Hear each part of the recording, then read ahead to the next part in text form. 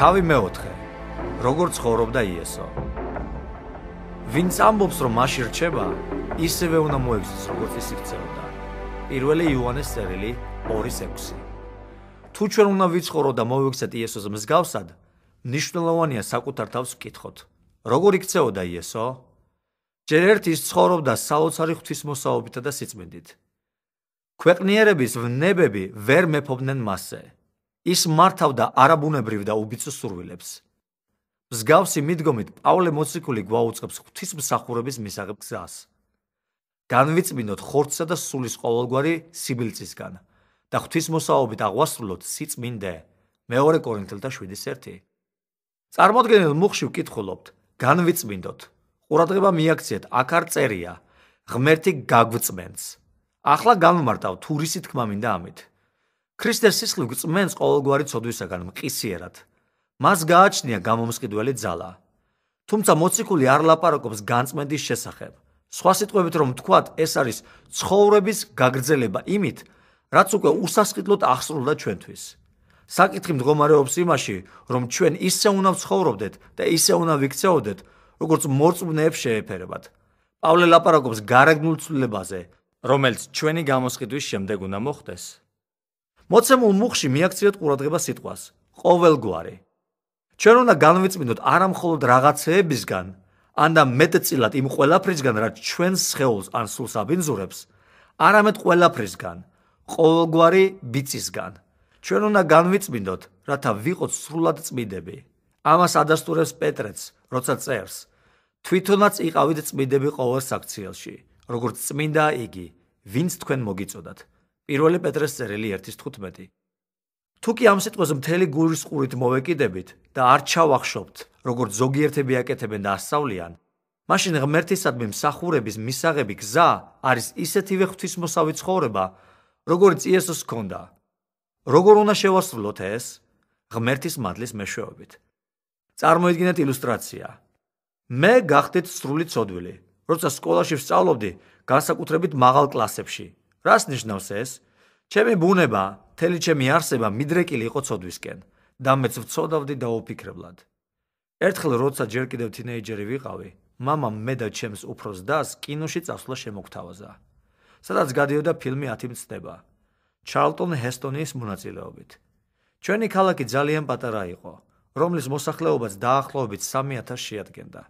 ჩვენი ქალაქის კინოთეატრში არასოდეს გასულა 15 ფილმი ერთდროულად. მხოლოდ ერთი ფილმის ნახვა იყო შესაძლებელი. იმ დროს არ იყო არც სათამაშო ავტომატები, არც დიდი ეკრანები, არაფერი ამის მსგავსი, რაც დღეს არსებობს თანამედროვე კინოთეატრებში. იყო მხოლოდ ძალიან უბრალო და პრიმიტიული, ფერადი ეკრანი. ასე რომ თუ კი ვინმე შემომთავაზებდა კინოთეატრში წასვლას, სადაც დიდი ეკრანზე ფილმს უყურებდი და თანაც ბილეთში ფულს არ გადავიხდიდი, უყუყმანოდ ვთანხმდებოდი. ამიტომ მამის წინადადება სიამოვნებით მივიღე. სხედვართ დარბაზში და ვუყურებთ ფილმს. უეცრად აჩვენებენ სცენას, სადაც მიწა იხსნება და შთანთქავს დათანს და მის ბოროტ მეგობრებს, რომლებიც მოსეს წინააღმდეგ გამოდიოდნენ. ისინი მიწამ ცოცხლად შთანთქა, პირდაპირ ჯოჯოხეთში. მე როგორც დიდმა ცოდვილმა დავინახე, რა ეს სცენა მყისვე გიჟივით დავიწყე მონანიება. გავიხსენე ყველა ჩემი ბოროტება და უწმინდური სურვილები. პატიებას ვთხოვდი ღმერთს და ვპირდებოდი, რომ აღარ დავუბრუნდებოდი ძველ ცხოვრებას. კინოთეატრიდან სრულიად სხვა ადამიანი გამოვედი, მაგრამ ეს მხოლოდ ერთი კვირა გაგრძელდა და შემდეგ კვლავ ჩემ ცოდვილ ცხოვრებას დავუბრუნდი. რატომ? იმიტომ რომ მე განვიცადე მონანიება და არა მადლი. რამდენიმე წლის შემდეგ, როცა უკვე კოლეჯში ვსწავლობდი, ერთმა ჩემმა მეგობარმა Campus Crusade-ის მიერ შედგენილი 4 სულიერი კანონის ბროშურა მაჩუქა. ამ კანონების წაკითხვის შემდეგ მე მივიღე იესო ქრისტე როგორც უფალი და მხსნელი. იმ მომენტში გავხდი ღმერთის შვილი, მაგრამ სამწუხაროდ კვლავ განვაგრძობდი ისეთი ცოდვილი ცხოვრების ცხოვრებას, რომელიც ქრისტეს მიღებამდე მქონდა. ამის მიზეზი კი ბიბლიის უცოდნერობა იყო, რადგან არაფერი ვიცოდი იმ ძალის შესახებ, რომელიც ხელმისაწვდომი იყო ჩემთვის. გავიდა რამდენიმე წელი. ერთხელ წმინდა წერილის მუხლი, რომელიც ადრე ბევრჯერ წამეკითხავს, თითქოს ფურცლებიდან ამოხდა. ეცადეთ იქონიოთ სიწმინდე, ურომლისოდაც ვერავინ იხილავს უფალს. ებრაელთა მიმართ წერილი 12:14. ეს სიტყვები უროსავით მომხვდა თავში. ერიჰა, მინდა ღმერთი ვიხილო. აქ კი წერია, რომ ეს რომ მოხდეს წმინდა ცხოვრებით უნდა ვიცხოვრო. ვფიქრობდი ჩემთვის. სამწუხაროდ ესეც ვერ მოვახერხე. მე კანონე რჯულში მყოფი გავხდი. დაავიწყე ჩემს გარშემო მყოფ ადამიანებზე შეტევა. მე კანონე რჯულში მყოფი ადამიანის დამახასიათებელი გამახტომებით. მოუწოდებდი ეცხოვრათ წმინდად, მაგრამ არ შემეძლო მათთვის ის ძალა მიმეცა, რომელთაც ამას მოახერხებდნენ. უწინდებურად მეგონა რომ წმინდა ცხოვრება ადამიანის ნებისყოფაზე და უნარზე იყო დამოკიდებული და არა ღმერთის ძალაზე. კარგად გამომდიოდა ჩემი ცოლის და მეგობრების არაკომფორტულ მდგომარეობაში ჩაყენება და ყველა იმ ადამიანის, ვინც ჩემს სიახლოვეს იმყოფებოდა. ერთხელ ლოცვისას უფალი დამელაპარაკა: შვილო, სიწმინდე ხორცის საქმე არ არის, ამას ჩემი მადლი იძლევა. აი რაში იყო თურმე საქმე. სწორედ ეს არ გამაჩნდა. მივხვდი რომ მადლი ესაა ღმერთის თანდასწრება, რომელიც მაძლევს ძალას და უნარს შევასრულო ის, რის გაკეთებასაც ვერასოდეს შევძლებ საკუთარ ძალებზე დაყრდნობით. განწმენდას იმ ყველაფრისაგან, რაც სხეულს და სულს აუწმინდურებს და ასევე სრულყოფილ სიწმინდეს. აი ეს არის ღმერთისადმი მსახურების მისაღები გზა. სწორედ ამიტომ აგრძელეს ებრაელთა მიმართ წერილის ავტორი: ვიქონიოთ მადლი, რომლითაც სათნოთ ვემსახურებით ღმერთს. ებრაელთა მიმართ წერილი 12:28. მადლი გვაძლევს ძალას, რათა ღმერთს ვემსახუროთ. გვაძლევს ძალას განვიწმინდოთ ყველაფრისგან, რისგანაც საკუთარი ძალის მეშვეობით განწმენდა შეუძლებელია. ნაციონალური კვლევის შედეგების თანახმად, ამერიკელი ქრისტიანების 98% საკუთარი ძალებით ცდილობენ იცხოვრონ წმინდად. მხოლოდ 2%-მა იცის, რომ მადლი ესაა ძალა, რაც ნიშნავს, რომ 98%-ს არ შეუძლია ამ ძალის მიღება, რადგან არ იციან, რომ ის ხელმისაწვდომია. ჩვენ ღმერთისაგან ვიღებთ რწმენით, მაგრამ შენ არ შეგიძლია აქ წამდეს ის, რაც არ იცი. როგორც პავლე ამბობს, როგორ ირწმუნონ, ვისაც არ სმენიათ, რომაელთა მიმართ 10:14. სარგებელს მივიღეთ მხოლოდ იქიდან, როცა ვიცით, რომ ამ რაღაცას ვფლობთ. დაუბრუნდეთ აფრიკული ტომის მაგალითს. თუ კი მათ არ ეცოდინებათ, რომ Land Rover-ის მთავარი ფუნქცია ტრანსპორტირებაა, ისინი ვერ გამოიყენებენ მას სათანადოდ. ჩაჯდებიან მანქანაში, ისიამოვნებენ კონდიციონერით, გამათბობლით, DVD-ით და CD პლეიერით, რადიოთი, მაგრამ მანქანის ტარება აზრადაც არ მოუვათ. ერთხელ ძალიან კარგი ფოტოაპარატი შევიძინე. ამოვიღე ყუთიდან, შემოხსენი შესაფუთი ქაღალდი და დავიწყე მისი გამოყენება ისე, როგორც ძველ ფოტოაპარატს ვიყენებდი. ჩვეულებრივ ფოკუსში მოვახვედრებდი იმას, რისი ან ვისი გადაღებაც მინდოდა და მორჩა. ფიქრობ, ყველა ასე იქცევა ახალი ფოტოაპარატის შეძენის დროს. რამდენიმე წლის შემდეგ ერთხელაც დამაფიქრა ამ ფაქტმა. თუ რატომ გამოსდიოდა ჩემს მეგობარს ძალიან კარგი კადრები და მე არა. მე მას ვკითხე ამის შესახებ და მიზეზიც გავიგე. აღმოვაჩინე, რომ ჩემი ფოტოაპარატი ყველა იმ შესაძლებლობას ფლობდა, რასაც მისი ფოტოაპარატი. გავეცანი ფოტოაპარატის გამოყენების ინსტრუქციას და მისი ყველა ფუნქცია შევისწავლე. მალე გაცილებით უკეთესი ფოტოების გადაღება შევძელე. ადრე არ ვიცოდი ყველა მისი უპირატესობის შესახებ და ამიტომ ვერ ტყუებოდი იმით, რასაც ფლობდი. იგივე შეიძლება ითქვას ქრისტიანების 98%-ზეც. ამ ადამიანებმა არ გამოიყენეს ცხოვრების სახელმძღვანელო ბიბლია, რათა გაეგოთ რა მადლი მოგვენიჭა. ისინი მხოლოდ ბაძავენ უმრავლესობის მაგალითს. მათ ქმედებებს და სწავლებებს. მათ არ იციან რა პოტენციალს ფლობენ და ამიტომაც ზღუდავენ საკუთარ თავს. რა მოხდება მაშინ თუ კი საკუთარი ძალით შევეცდებით განწმენდას? 2-დან 1 რამ მოხდება. ჩვენ ამ თვალთმაქცი მეკანონეები რჯულში მყოფი ადამიანები გავხდებით, გარეგნულად საუბარში მკაცრები ვართ, ხოლო შიგნით სხვებისთვის დაფარულში სრულიად სხვაგვარად ცხოვრობთ. ან ვაგრძელებთ მოდუნებული ცხოვრების სტილს. მყარად გვჯერა, რომ მადლი ყველა იმ ცოდვას ფარავს, რომლის ჩადენასაც განვაგრძობთ. ამგვარად, იესოს მსგავსად ცხოვრება ჩვენთვის იქნება კარგი მიზანი, თუმცა მიუღწეველი. ასეთი აზროვნებიდან გამომდინარე ზოგიერთმა მორწმუნემ და მასწავლებელმა შეთხზა გიჟური დოქტრინა. გამოსყიდვით, რომელიც იესო ქრისტემ განახორციელა, ჩვენ ღმერთის შვილები ვხდებით, მაგრამ ჯერ ისევ ცოდვილები ვართ, ჯერ ისევ საკუთარ ადამიანურ ბუნებას ვართ მიჯაჭულები. ჩვენ არასწორად ვფიქრობთ, რომ ისევე უნდა ვიცხოვროთ, როგორც დანარჩენი კაცობრიობა, რადგან ადამიანურება ჩვენი ნაწილია და ამით გავამართლებთ ჩვენ უღვრთო და ბიწიერ გულისთქმებს. ამას ცრუ მშვიდობამდე მივყავართ. მაგრამ ეს სულაც არ არის ის, რასაც ახალი აღთქმა იუწყება. კეთილი უწყება მდგომარეობს არა მხოლოდ იმაში, რომ იესომ ცოდვის საფასური გადაიხადა, არამედ იმაშიც, რომ მან ცოდვის ძალისაგან გაგვანთავისუფლა. ამისათვის საფასური გადაიხადა. ეს ნათლად ჩანს პავლეს სიტყვებში. ვინაიდან ცოდვა ვეღარ იბატონებს თქვენზე, რადგან თქვენ რჯულის ქვეშ კი არა, მადლის ქვეშ ხართ. რომაელთა მიმართ წერილი 6:14. კანონი მხოლოდ აფერხებს ადამიანებს. მადლი კი იძლევა ძალას, რომელიც გვანთავისუფლებს იმისგან, რისგანაც თავის დაღწევა საკუთარი შესაძლებლობებით ვერ მოვახერხეთ, ცოდვისგან. ამიტომ შეაგონებდა პავლე მოციქული კორინთოს ქრისტიანებს და ჩვენ როგორც თანამშრომელნი შეგაგონებთ, რომ ფუჭად არ მიიღოთ ღვთის მადლი. მეორე კორინთელთა მიმართ 6:1. პავლე არ საუბრობს იმ მადლის გაფლანგვაზე, რომლის შესახებაც ბევრ დასავლურ ეკლესიაში ისწავლება. ასეთ მადლზე შემდეგნაირად შეიძლება ითქვას: ვიცი რომ ეს ისე არ ვცხოვრობ, როგორც უნდა ვცხოვრობდე, მაგრამ ყველაფერი კარგადაა, რადგან დახსნილი ვარ და ღმერთის მადლი მიცავს.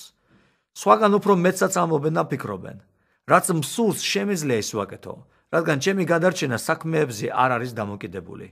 არამედ იმაზე, რაც ქრისტემ მოიმოქმედა ჩემთვის, მადლით ვარ დაფარული. აქედან გამომდინარე არ არსებობს ღვთისმოსავი ცხოვრების აუცილებლობა. შეგვიძლია გავფლანგოთ, ფუჭად გამოვიყენოთ ეს მადლი. სინამდვილე არის ის, რომ არ შეგვიძლია. ეს არის გულის ამრევი არასწორი განმარტება იმ დანიშნულებისა და ძალისა, რომელიც ღმერთის მადლს გააჩნია. თუმცა, როდესაც ჩვენ მივხვდებით, რომ მადლი ესაა ღმერთის ძალის თანდასწრება, რომელიც გვაძლევს უნარს გავაკეთოთ ის, რისი გაკეთებაც საკუთარი შესაძლებლობებით არ შეგვიძლია, განწმენდა ყველაფერი იმისაგან, რაც აუწმინდურებს სხეულსა და სულს. მაშინ შესაძლოა მივხვდეთ, რას ნიშნავს მადლის ფუჭად გამოყენება. ვთქვათ, 10 წლის შემდეგ მოვინახულეთ ეს აფრიკული ტომი. ჩვენ მოგზაურობთ იმ ადგილებში, სადაც ჩავიყვანეთ Land Rover-ი. და რაც არ უნდა უცნაურად მოგეჩვენოთ, მანქანა ისევ იმ ადგილას დგას. იგი დაფარულია მტვრით. ტალახი და მის გარშემო ბალახია ამოსული. ძლივს გამოვაღეთ კარები და შემოწმებისას აღმოვაჩინეთ, რომ გარბენი იგივეა, რაც ჩამოყვანისას. 10 წლის უკან. განა არ ვიტყვით, რა ფუჭი აღმოჩნდა ჩვენი საჩუქარი. შესაძლოა ამ ტომის წარმომადგენლებმა სიმღერები მიუძღლეს Land Rover-ს. ან ერთმანეთს უყვებოდნენ ამ დიდებული საჩუქრის შესახებ. თუ როგორ მიიღეს მათ ეს მანქანა, მაგრამ ფაქტი ფაქტად რჩება. მათ არ ისარგებლეს მანქანით. ჩვენი საჩუქარი ფუჭი აღმოჩნდა. დაახლოებით ამას ამბობს პავლეც. მას არ უნდა რომ ხელიდან გაუშვათ ის უწინარესი კურთხევა და სარგებელი, რომელიც ღმერთის ბრწყინვალე მადლს გააჩნია. და ჩვენ, როგორც თანამშრომელნი, შეგაგონეთ, რომ ფუჭად არ მიიღოთ ღვთის მადლი. ამიტომ მოდით განვიწმინდოთ ხორცსა და სულის ყოველგვარი სიბილწისგან და ღვთისმოშიშებით აღვასრულოთ სიწმინდე. მეორე კორინთელთა მიმართ 6 თავის პირველი მუხლი და მეორე კორინთელთა მიმართ 7 თავის პირველი მუხლი. ამაზე უფრო გასაგებად, განა შეიძლება ითქვას ეს, მაშინ ჩნდება კითხვა, რატომ არ ასწავლიან ამ საკითხის შესახებ ჩვენს ეკლესიებში? იესომ დააკმაყოფილა კაცობრიობის საჭიროებები. წინა თავებში წავიკითხეთ ბიბლიური ბრძანება. ვინც ამბობს, რომ მასში ცხოვრობს, მაშინ ისე უნდა ექცეოდეს, როგორც იესო იქცეოდა. პირველი იოანეს წერილი 2:6. ყურადღება მიაქციეთ სიტყვას უნდა. როგორც უკვე აღვნიშნე, ეს მუხლი არ არის შეთავაზება, არამედ ბრძანებაა. ღმერთი ჩვენგან ელის იმას, რომ იესოს მსგავსად ვივლით და ვიცხოვრებთ. მოდით დავფიქრდეთ, როგორ ცხოვრობდა იესო დედამიწაზე? სახარებებში ნათლად ვხედავთ, რომ იესო აკმაყოფილებდა ადამიანთა საჭიროებებს. კურნავდა ავადმყოფებს, წმენდა კეთროვნებს, ათავისუფლებდა ადამიანებს ბორკილებიდან, ბრმებს თვალებს უხელდა, ყრუებს სმენას აძლევდა, მუნჯს მეტყველების უნარს უბრუნებდა, დავდომილს ფეხზე აყენებდა, საკვებს ამრავლებდა მშიერთა გამოსაკვებად და მკვდრებსაც კი აცოცხლებდა. მან დაგვავალა, როგორც მე მომავლინა მამა, მეც მიგავლინეთ თქვენ. 1 იოანეს 20:21. შენი აზრით როგორ უნდა შევასრულოთ მისი დავალება? ღმერთის მადლის მეშვეობით, რომელიც უსასყიდლო საჩუქარია. ბიბლია ადრეული ეკლესიის შესახებ წერს.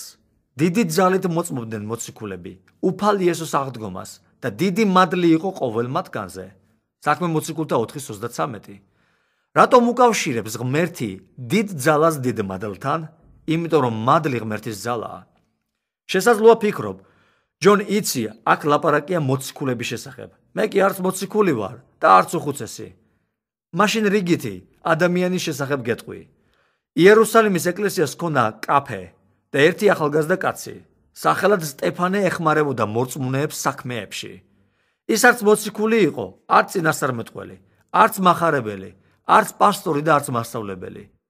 ის უფროს ქალებს ემსახურებოდა. ბიბლია კი ამბობს, სტეფანე კი მადლით და ძალით ახსავსე, დიდ სასწაულებსა და ნიშნებს ახდენდა. საქმე მოციქულთა 6:8.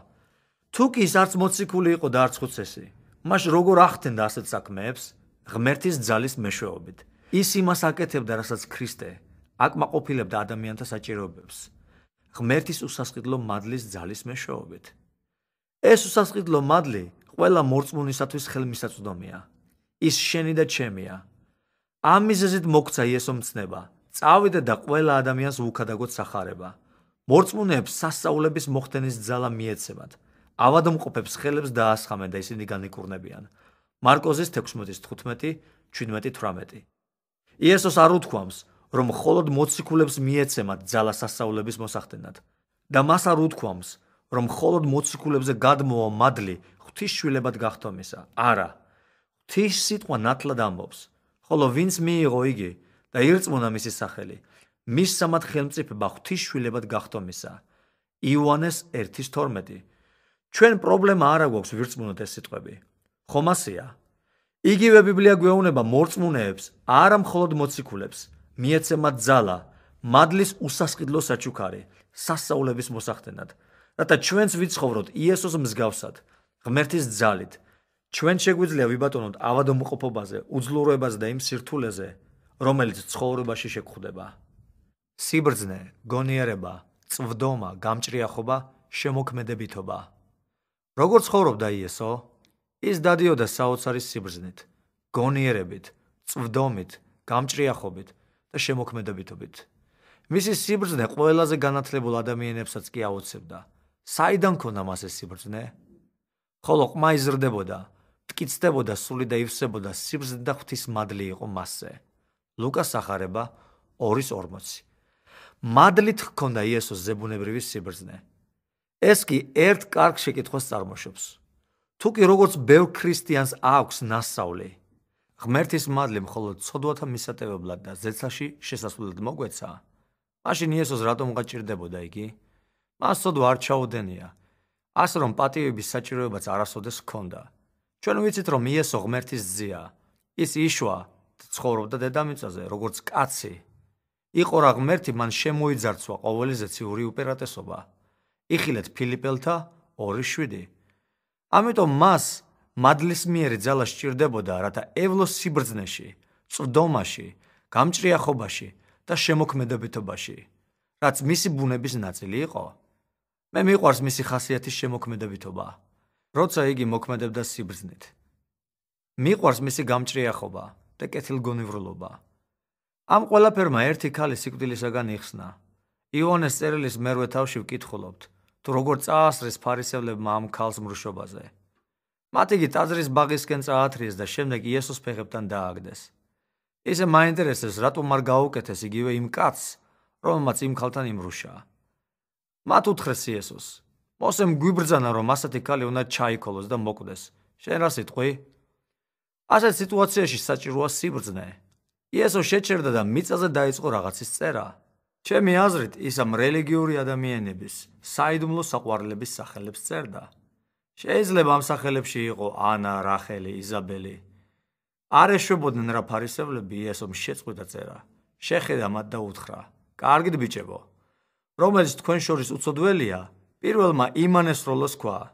შემდეგ მან კვლავ განაგრძო ქვიშაზე წერა.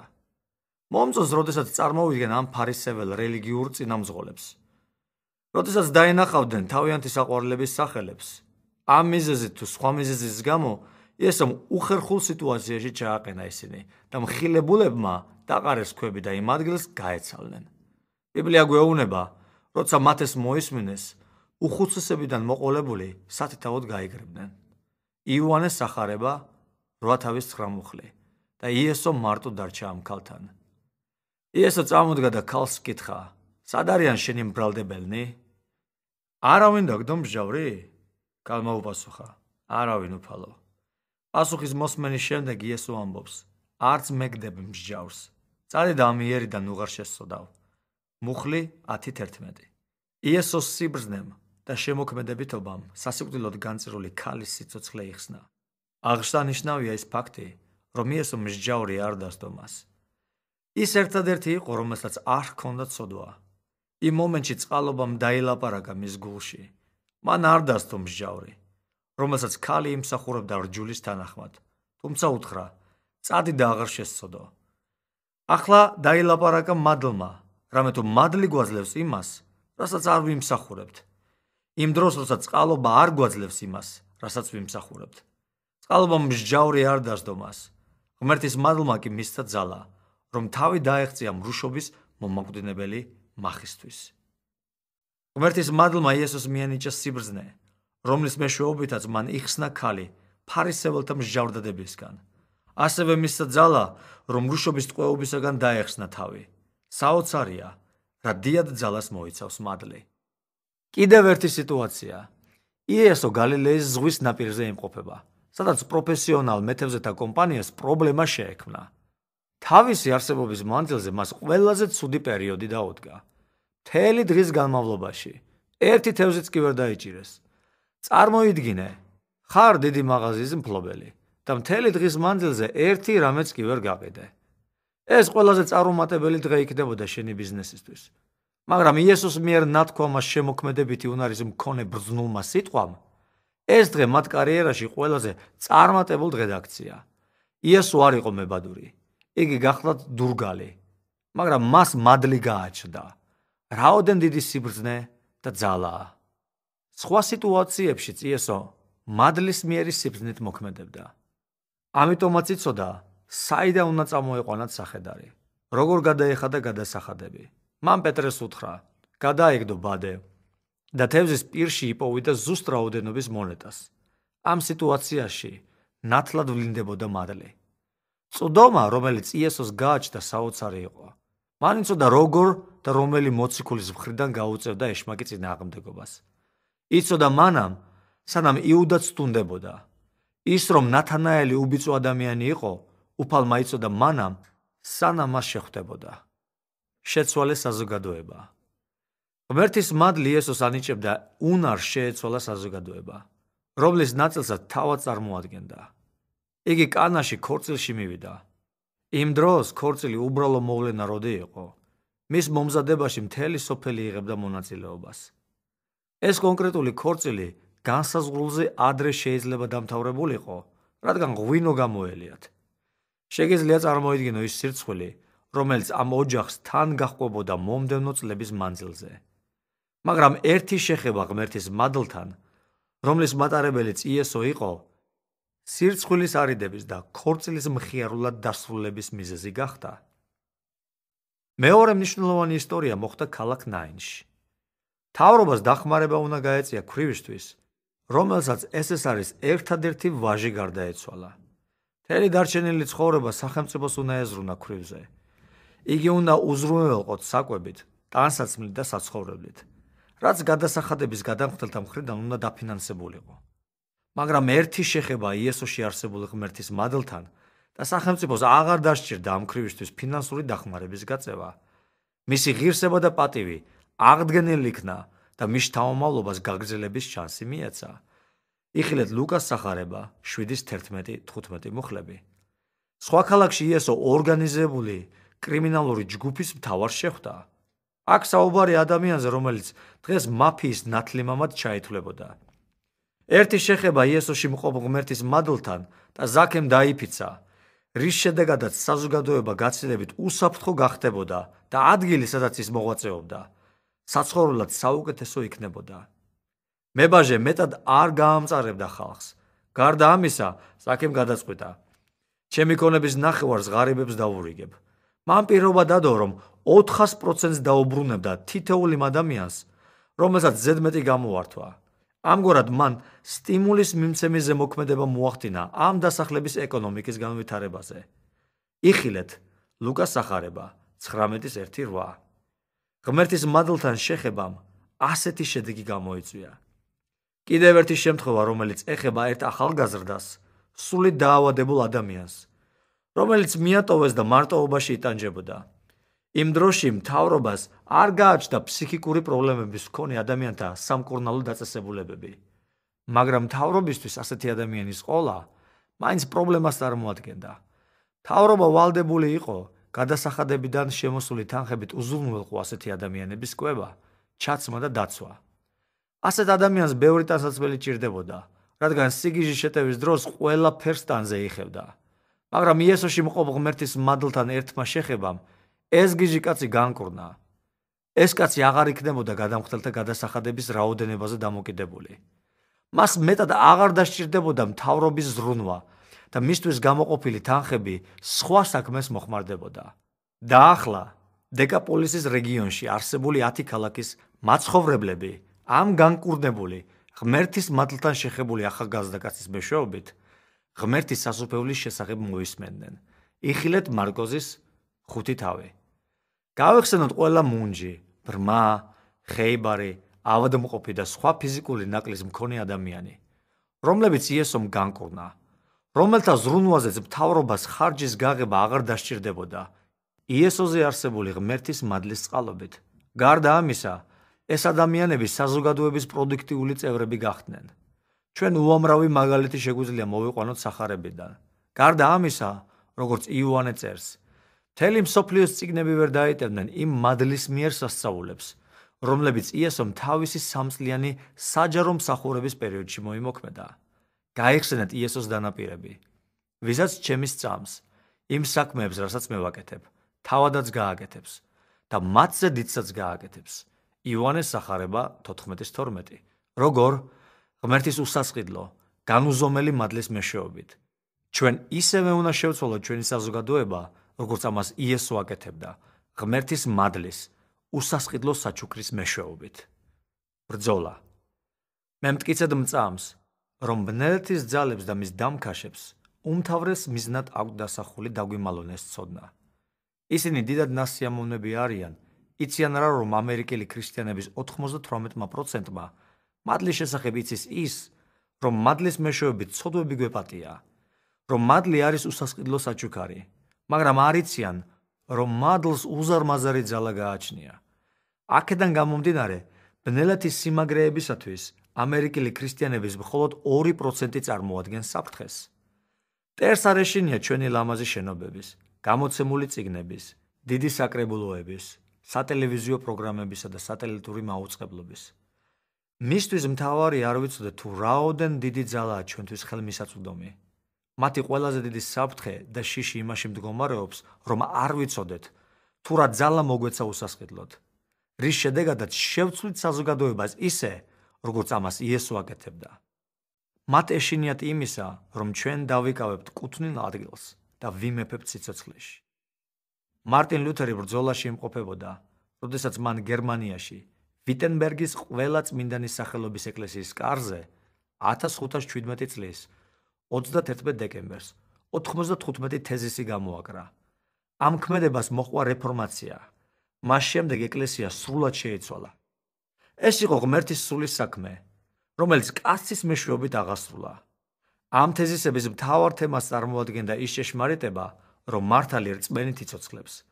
მან ღიად გამოხატა თავისი პროტესტი ინდულგენციების მიმართ, რითაც არსებული ეკლესია სიცრუის ტყვეობაში ამყოფებდა ადამიანებს. მეც ბრძოლაში ვარ ჩართული. ვიცი, რომ სხვებიც არიან ჩემს მსგავსად. გვინდა რომ შენც იყო ამ სიაში.